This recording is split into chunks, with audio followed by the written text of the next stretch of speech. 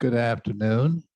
Welcoming everybody to the Genealogy Club meeting on Daughters of the American Revolution and Sons of the American Revolution. This continues a look we have been doing into some parts of American history. Next month, our speaker will be Kim Bancroft, who will be talking about doing oral histories and how to do an oral history and organize it and pick a topic, et cetera. So that should be quite interesting. Okay, our speaker today, our primary speaker, is Florentia Scott. Florentia has been in Oakmont about 10 years or so, and also a member of the Daughters of the American Revolution, about the same. She came to Santa Rosa the way most people do. She split her time between being born in Santa Barbara and living in Vancouver. So she just took a map and cut the distance in half, and here she is. Later on, Don Edwards will talk a little bit about the Sons of the American Revolution, and I have 2 slides I'll be showing. So with that in mind, I'd like to turn it over to Florentia. Thank you, George. Yeah, I moved here to be closer to my children. Got a son in Sonoma and another over in the Sacramento area, and 6 grandchildren, including 5 potential members of the Daughters of the American Revolution. So I'll just get started here. And does anybody here actually a member of the DAR or know anybody who is? No? Okay, good. You're a member?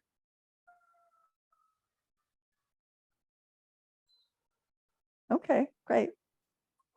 Yeah, hi. We might be related.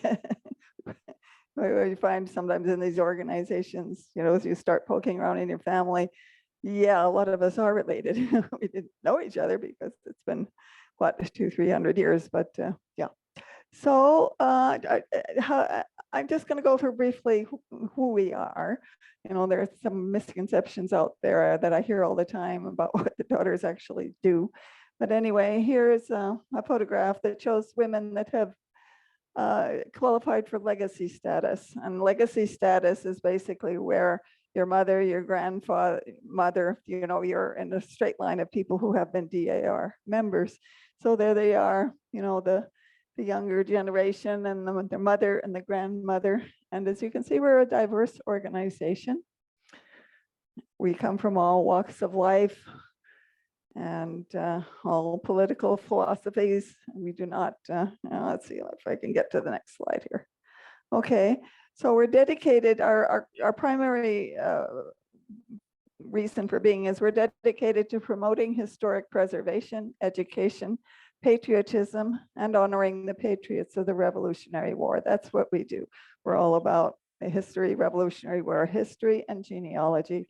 We are non-partisan. We are not affiliated with any particular political party.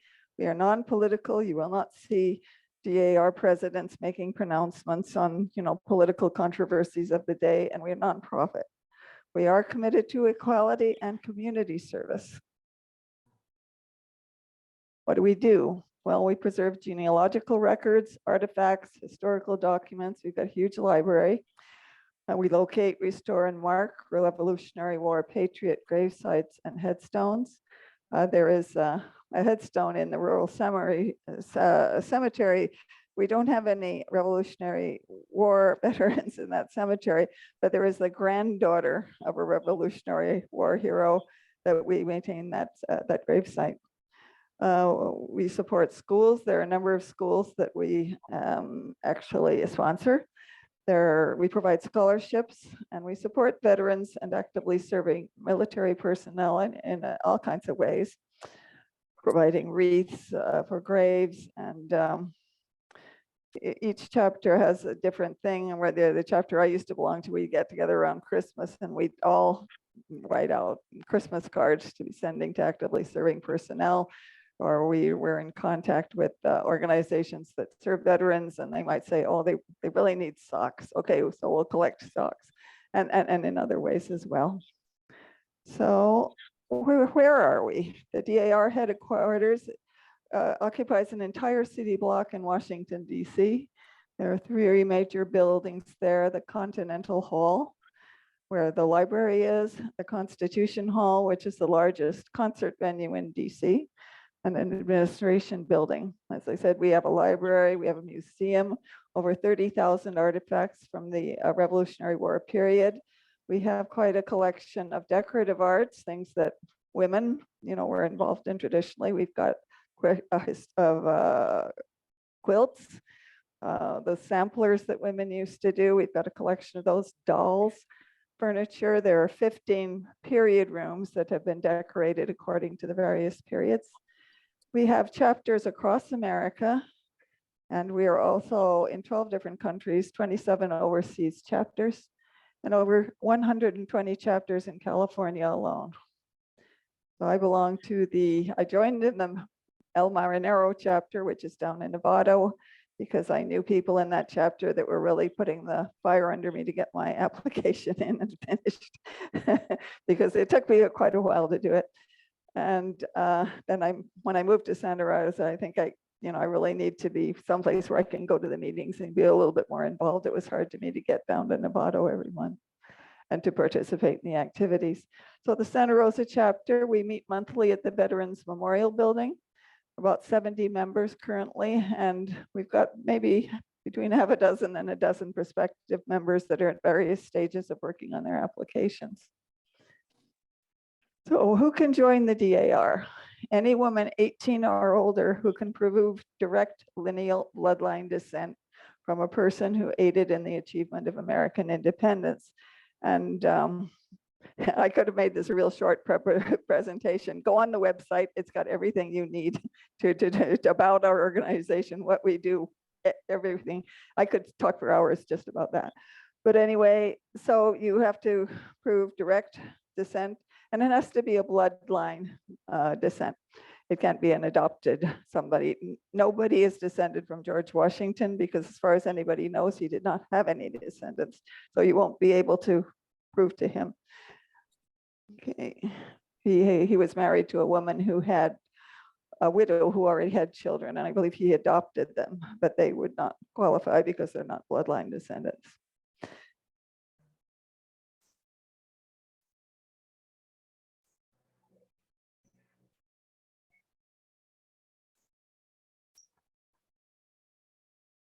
It does, what it means is that if you assisted the Revolutionary War effort in any way, and you can prove it, you would qualify. Now, a lot of people in the DA are descended from military personnel, soldiers, captains, Navy captains, and so forth.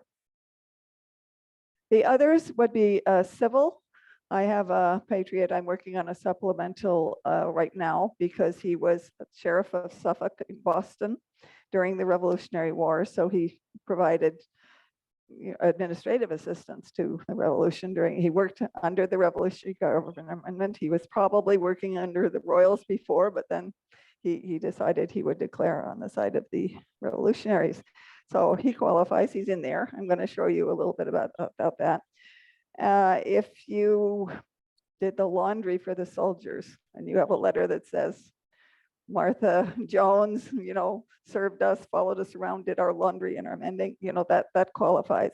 If you provided services of any kind, food, arms, horses, you looked after people's horses, you stabled their horses, you billeted soldiers, anything at all that contributed to American independence would qualify. Okay, so for each generation, we ask that you prove birth, marriage, and death and link to the previous generation.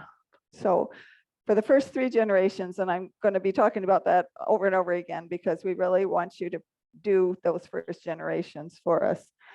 If you decide I would like to apply, I'm interested in pursuing this, we will send you, and it might even be on the website, a worksheet. So you are number 1. Your parents are number 2 generation. Your grandparents are number 3 generation. We're going to ask you to fill all that out, the information, and dig up the proofs, okay, for that. And then, and usually the birth certificates and sometimes the death certificates and also include who your parents were who their parents, and then their birth certificate will show who their parents were. So that will often prove, the link to the previous generation. There will be more scrutiny given to the lineage for a bearer. So say, I descend from my patriot through my father. So yeah, they want my mother's birth certificate, but they're not going to ask for her parents, her grandparents, and so forth. They're interested in my father. Okay, so my father, his grandmother. Okay, now it switches to the women, and then we're looking for her patriots and so forth. And the person that they married, if they're not in line of descent, are not going to be scrutinized as much. I'm working an application for a lady right now who she had a registration from the county that her grandmother's birth. They didn't think there was a birth certificate. Well, he's not in the line of descent. It's probably not going to be a problem. He is on the registry of birth for that county. And then we are going to have to prove the Revolutionary War service of the patriot ancestor. So you have to prove that your patriot served the revolution, and then you have to prove you're descended from him or her, because there are women that can be proven to. Okay, so proving your patriot service. The first thing you can do is look up your patriot in our database, and you can go online. We talk a lot about the GRS, our Genealogical Research Service, and you go dar.org. The first thing that comes up is this screen, and this little green button is the GRS. Anybody can search what's publicly available, because there's stuff that isn't, but you can access that through us, because the registrar's team does have access to that information that is hidden from the general public. But there's still quite a bit you can find on our GRS. So you click that button and it takes you to this screen, tells you all about it. And then at the top there, let's see if I can get the scroll cursor to go where I want it to go here. And you can search by ancestor, member, or descendants. Okay, so let's see, what am I going to do? Yeah.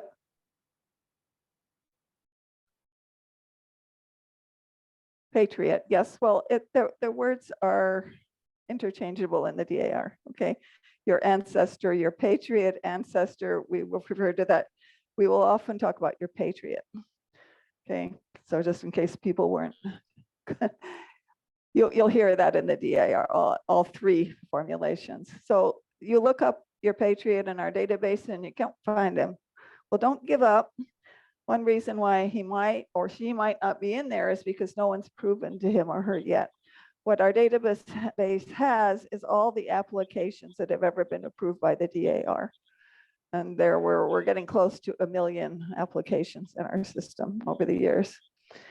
So you could choose a different patriot. I was talking to someone the other day who said she thought she had about a dozen. Okay, she can't find the one she's most interested in. Try one of the others and he might be in there.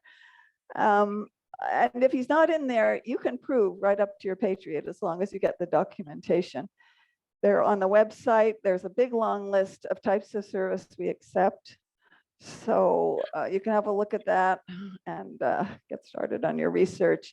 So it's generally military, civil, or patriotic service during the period between the Battle of Lexington in 1775 and the withdrawal of British troops from New York in 1783. Yeah.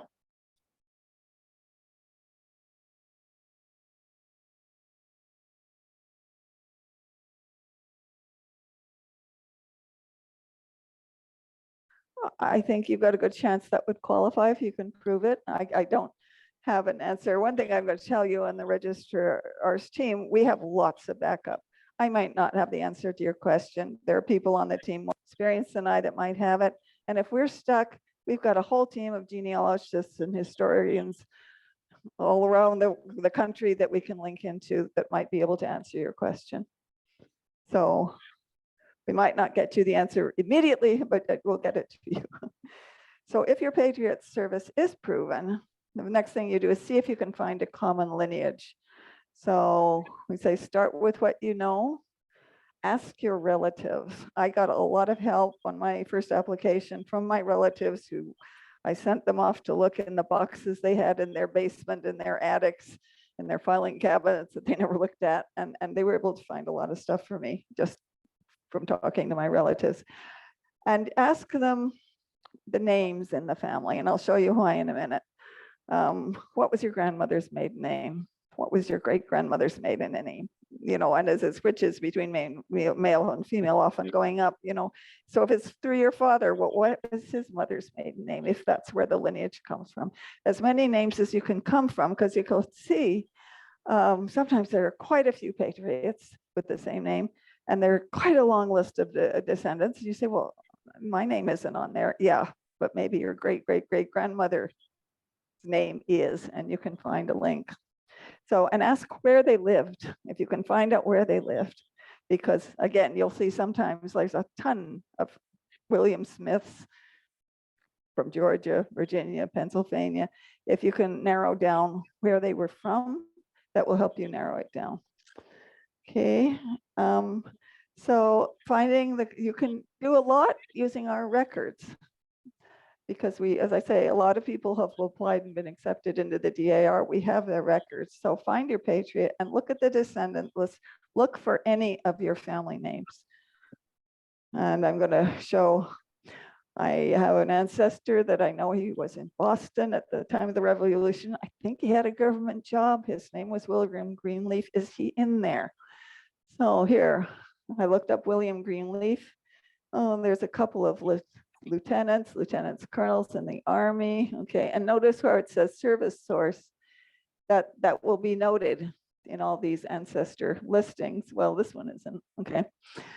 But here, William Greenleaf, Massachusetts, he was in Boston, Sheriff of Suffolk, might be him.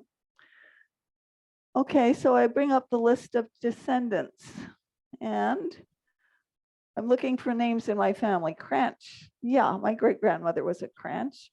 Elliott, my grandmother was an Elliott. There's 2 Elliots in there. So let's see what I can find by clicking on them. I'll start with Hannah Cranch. Okay, Nancy Greenleaf was a daughter of William Greenleaf. Okay, yeah, I know I'm descended from Nancy Greenleaf. So far, so good. William Cranch, yeah, these are my great, great, great grandparents. So far, so good. And what we will do, if we start an application for you, we'll just download that into your application. So you don't have to worry about that. What I would have to worry about, because, oops, no, I'm not descended from John Cranch, but I think he was my great grandfather's brother.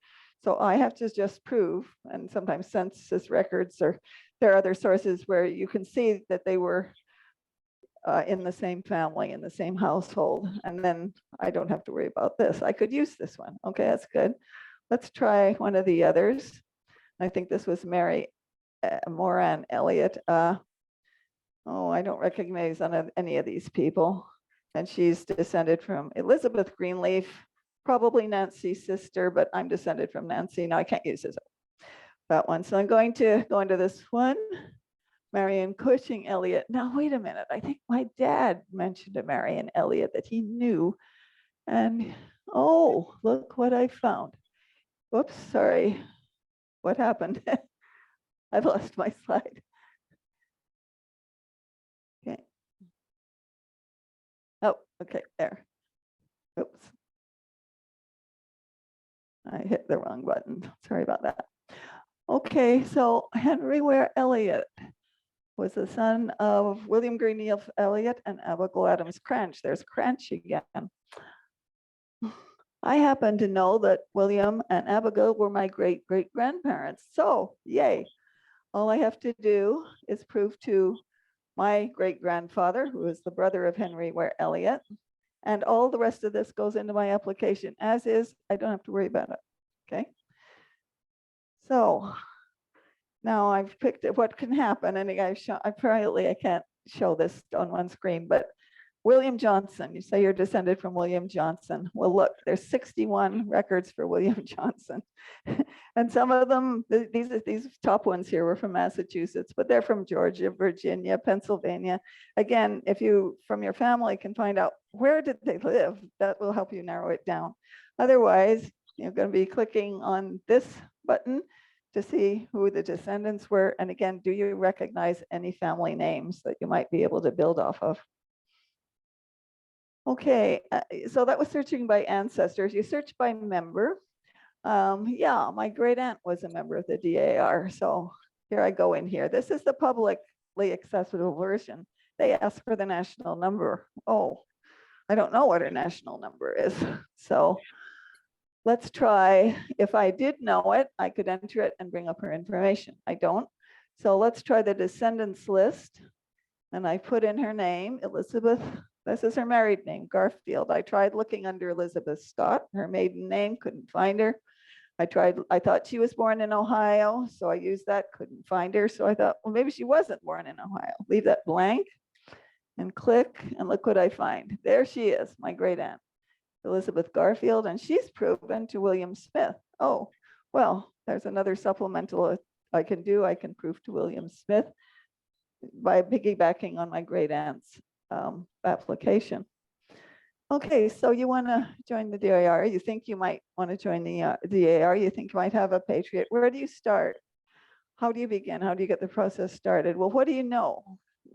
Write out what you know. Talk to your relatives, as I said, and ask them if they've got any documentation for what they say. Oh, yeah, we think it, my great aunt, and we have a cousin.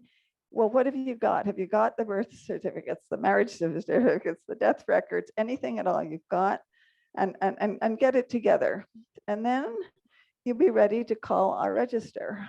Judy Lubis is a lovely lady. She's very friendly. She loves meeting people. She loves helping. We all do. We love helping people find their ancestors through the DAR. And we really love to welcome new daughters. We're really excited when we say, yay, we've got one approved and we've got a new member. So she might invite you to have coffee. She loves to do that. She loves to meet people, get to know you. She'll go over the process with you and assign a member of the team to work with you. At that point, you will be designated as a prospective member. You'll be on the list to get our monthly newsletter, and you're invited to come to our monthly meetings. Come spend some time with us. See if you like us. See if you really want to be part of our organization. I must admit, I didn't know much about the DAR. I decided to join because I knew they would keep the records and they'd be there for my descendants who might want to be looking for the same ancestor. Because I know I wasn't very interested when I was young. My dad would go on and on and on about it, and I'd be half listening. And I thought, geez, I wish I'd listened to my dad later. But my grandchildren, my granddaughters, right now they're interested in other things, but one day it's going to be there for them. So that's why I joined. But when I joined and started going to the meeting, this is a great bunch of ladies. I really like them. We're really interested in history. I'm interested in history, and fun people to be with. Okay, so do come if you're getting the invitations. We really would like to meet you and get to know you. Okay, so before starting work on your application, we are going to ask you to complete an application worksheet to the best of your ability. Here, I couldn't get it on the slide, but this is what it looks like. You can come have a look at it.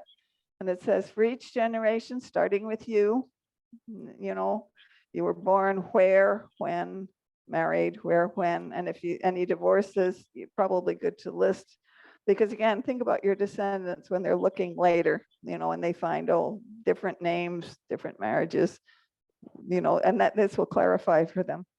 And then your grandparents and your parents. And as far, you might not know all of this, but I think down here, my great aunt said that we had an ancestor. Put in what you know and send it in to us. So if you have your Patriot, as much information as you have on your Patriot ancestor, you can say, I found which William Johnson I think is mine, okay? And then we'll help you get through the rest of it. I think I think there's something called built-in app on the website. We use that to import some of these records into your application. I think you might be able to do that yourself. Usually we do it though. So you've got the proof for your 3 generations. If you can't locate any of these, you will need to provide a letter saying why. We have one lady, and we've referred her up the chain because it's a little bit beyond our expertise, who says, well, my mother doesn't have a birth. My mother was a refugee from South America. Okay, she's not the lineage in the line of descent. But now what do I do? So we referred her up the line, and somebody further up the line is helping her with that. You know, she might be able to get in anyway. Yep.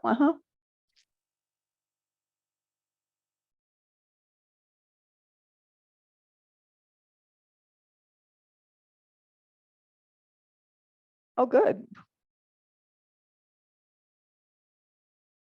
Mm-hmm. Does your sister actually joined? Okay, but she hasn't joined the DAR. Would she like to? Yeah. Oh, I see.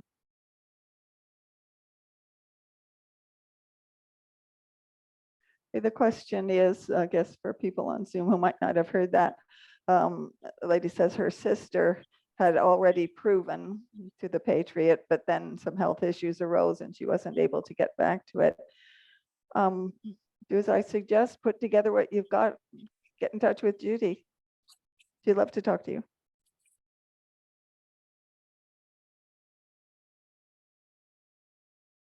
Whatever you've got. Mhm. We need the first generation, and I neglected to mention, we do need the official government records for that. Past that, we know they might not be available, so there are other proofs that can be accepted. And we've got a list of proofs that can be accepted. And if you're in doubt, you know, again, if we don't know the answer, we can go up the line to see, will this work?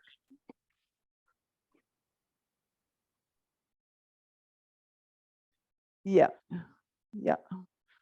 Okay, for the first 3 generations. After that, well, it can be a newspaper obit or birth or announcement of marriage, announcement of death. I got a lot of the information that was accepted through a newspaper article. My great-grandfather's, that was my great-grandfather's obit. He had quite a lot of info. He was prominent in his community, a lot of information on him that went into my application, and that was accepted. Laurentia? Yeah. I had a question. It is not unheard of in our generation to have people who did not get married, but Mhm. still had children. Do you know if a birth certificate that has both parents' names on it suffices if there is no marriage? There is no marriage. That I'd have to probably send up the chain. I believe there are ways around that. Yeah, because we are aware, you know, that societal changes it can happen. And I believe so. I can't give you a positive answer right now, but as I say, I can get that answer for you. Okay. And particularly, you were talking earlier about people descended from slaves, and we're aware that that's an issue, that they don't always have documents. So I believe there are ways around that. I just have not dealt with that myself, so I can't tell you Actually, for that sure. leads into my other question. There is a case in my family where there is a clear DNA proof Mhm. that the person who is the registered father is not the registered father. Ah. The lineage goes through the mother, Mhm. so it's not a lineage problem. Okay. Okay, but the name of the father in all the records is incorrect. This, by the way, has been proven at the level that it's been published, That's incorrect in our database. probably. If it's incorrect in our database, there's a process to go through. You will have to prove it, and it will be more complicated. So we will probably send that one up the food chain. Yeah, yeah. But I think probably there will be a way around it. We will do everything we can to help. Okay, so I've done that slide. Okay, so for the subsequent generations, again, official certificates are not all available. So there are other things you can use. Newspaper announcements, photographs of the gravestones, church registers. My great grandmother was born in Italy, and I was thinking, how the heck am I going to get her birth certificate? And they came back and said passport application. I was able to find her passport application on Ancestry, and that worked. Census records, official correspondence. You got a letter from somebody official saying they'd interviewed them, and that's how somebody was able to get a pension. Fine, that can work. Eyewitness accounts. There's a whole list of other things you can use. And when in doubt, we can send it up the chain. Sometimes there isn't a document, but there's enough other stuff surrounding. At that point, one of the DIR genealogists will do an analysis and say, okay, we haven't got the document, but from everything else here we've got, it sounds like this is a pretty good match. So again, it'll take a little longer. It might be a little bit more work, but sometimes we can do it. Okay, so the application process. You've talked to Judy, you've filled this out, okay? And you've been assigned to somebody like me or somebody else on the team to help you. Okay, so we're going to assist you in connecting your grandparents to your presumed patriot. If you've already got it all done, great. That won't take long. You will have to have the proof, so. We'll start the application for you, guide you through your search for connection, and handle the paperwork. Now, the paperwork is daunting. Some people say, okay, I've got everything. Oh my God, how am I going to fill out this application? We'll do that for you. You give us the documents, and they have to be noted. And the application has to be printed on acid-free paper with a certain rag content, certain color of ink, certain font, and it's certain order of things.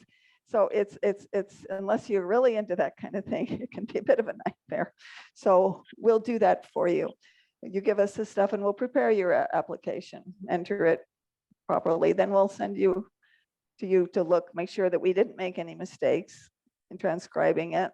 I might have put in March 31st instead of March 21st. You want to fix that because the people up the chain will catch it. Okay, once your application is complete, we've done that.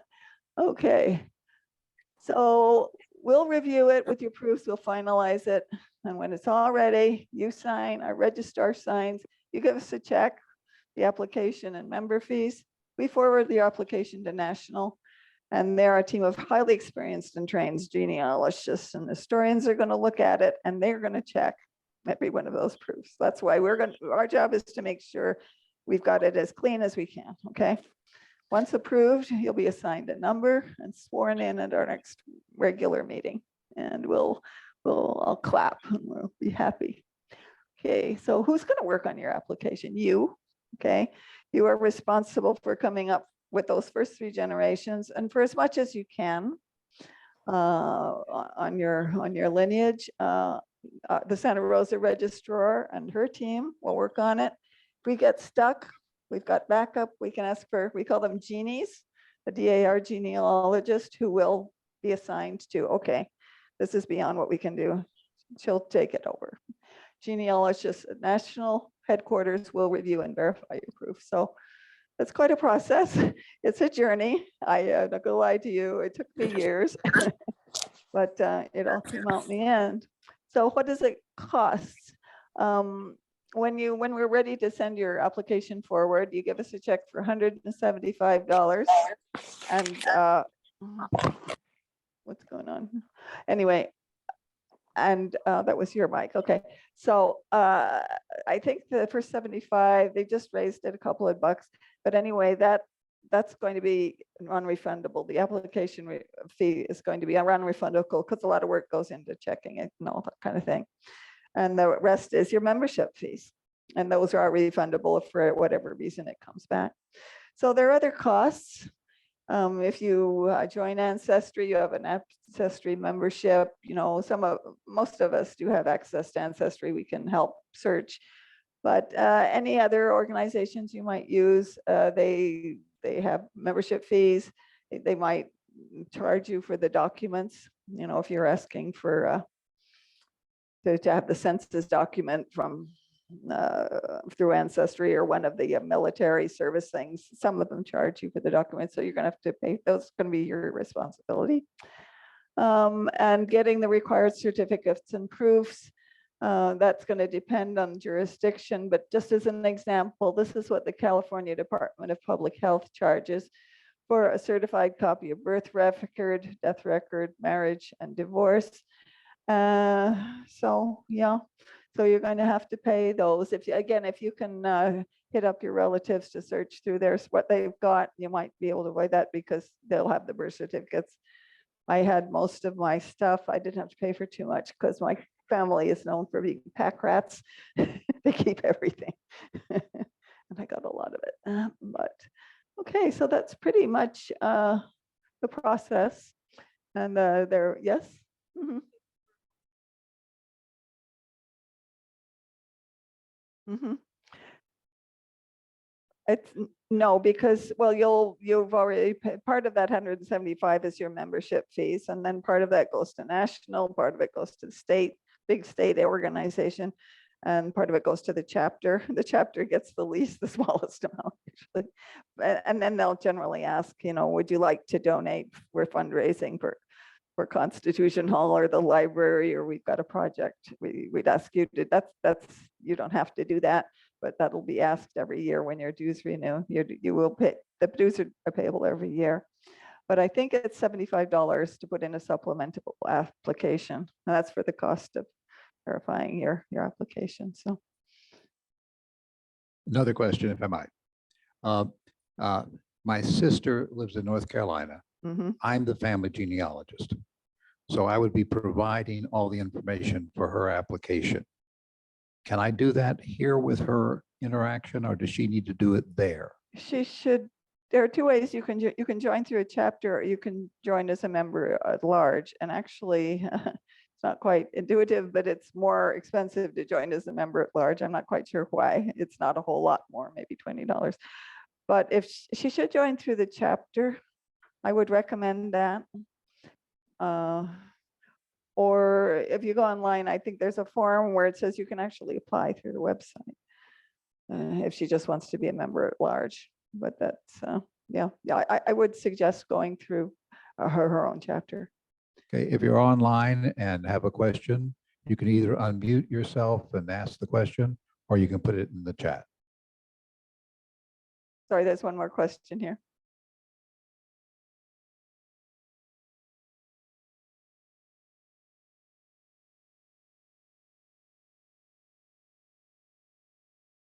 Oh, member search, put the number in.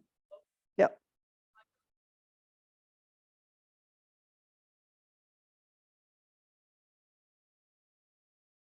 The way it works, we again, we prefer that you go through, through the chapter, and like I said, the registrar will get to know you and so forth. I haven't heard of anybody sponsoring. That might be just a formality. And if you go through the chapter, that will be taken care of. If you've got all the proofs, that's what you need.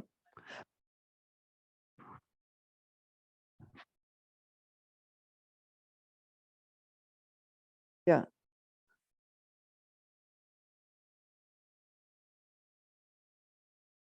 Oh, yeah, I see what you mean. So you have to be sponsored by some relative? No, I didn't.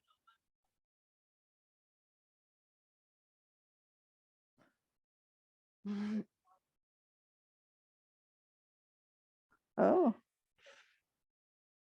so your family's from St. Louis, Missouri.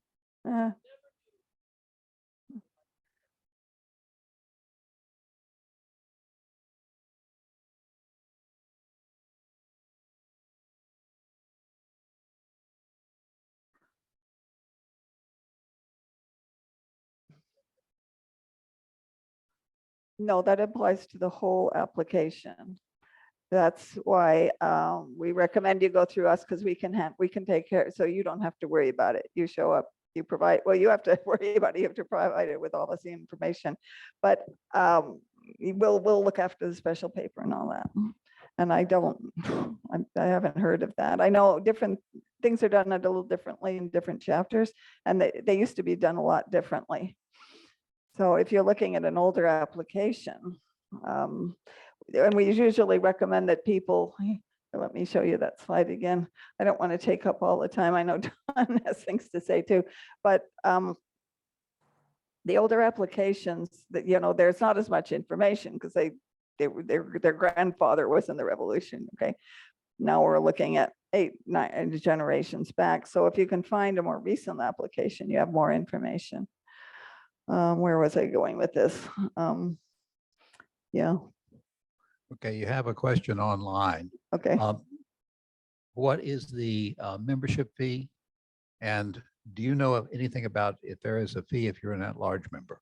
There is a fee if you are an at-large member. I haven't got it right here at the tip of my fingers, but the membership fee, I think I paid mine last year, $81 for the year, but then I added some donations, so maybe $60 a year, something like that. I can get you that figure though. If you want to leave your information, I'll email it to you. I'm sure. Okay. Yeah. Any other questions online? Okay, we're going to switch over to Don, and on the way to switching to Don, Thank you I'm very going to just much. do a quick look at the DAR website because I want to show you my family. Okay.